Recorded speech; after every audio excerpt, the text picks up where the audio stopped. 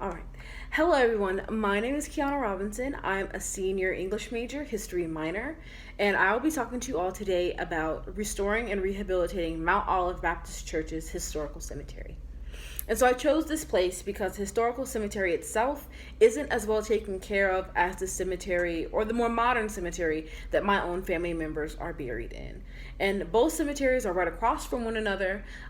So once you really take a look at them, they are very different.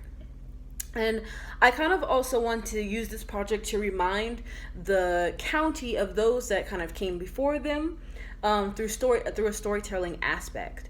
And I want this aspect to touch not only the Black or African American members of the community, but also the white members of the community, because Mount Olive Baptist Church is a product of post-slavery times. So most of the generations that are a part of this are descendants of slaves from this area.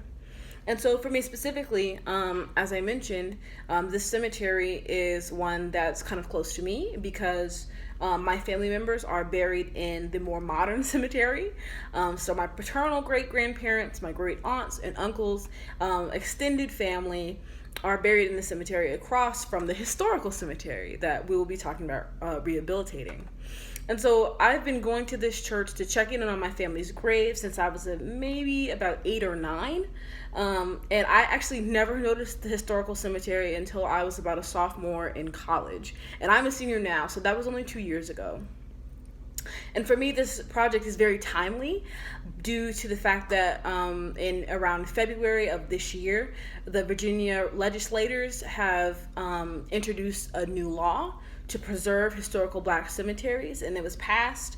And so the details of the law will actually be discussed later in this listicle as part of the placemaking plan.